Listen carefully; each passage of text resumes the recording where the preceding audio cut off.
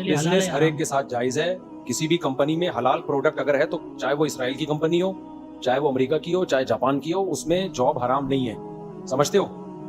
क्योंकि हम जॉब उनके लिए नहीं कर रहे, हम अपने लिए कर रहे हैं। आगे उनका अपना अमल है कि वो उस पैसे से क्या करते हैं। आप किसी स्टेट की कंपनी में जॉब करते हो, वो आपको तनख्वाह देता है, काम हलाल है उसका, लेकिन स्टेट को उस कंपनी से जो प्रॉफिट आता है, उस प्रॉफिट से वो चर्स पीता है, तो वो आपके लिए उस कंपनी में जॉब थोड़ी हराम हो जाएगी।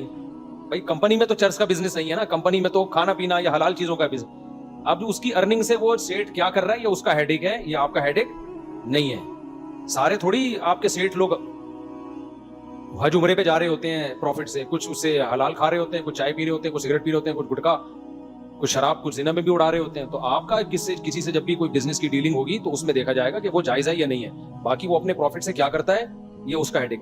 एक आसान मिसाल है, आपने मालिक मकान से घर किराए पे ले लिया, घर भी जायज आमदन से बनाया था उसने, आपने किराए पे ले लिया, अब आप मालिक मकान को उसका किराया दे रहे हैं, उसकी जेब में जिस दिन किराया आता है वो शराब पीने चला जाता है।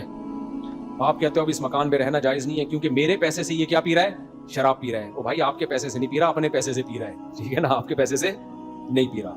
आपने इससे शराब का एग्रीमेंट नहीं किया, आपने इससे घर का एग्रीमेंट किया। तो अगर मुसलमान लोग इन कंपनियों में मुलाजमत छोड़ देंगे, इससे इन कंपनियों को 2 टके का नुकसान नहीं होगा।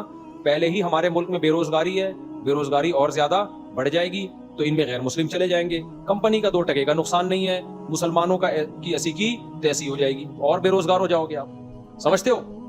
तो इसलिए कंपनी में जहां भी जॉब मिल रही है, हलाल कारोबार हो, हलाल काम हो, आंख बंद करके कर लो।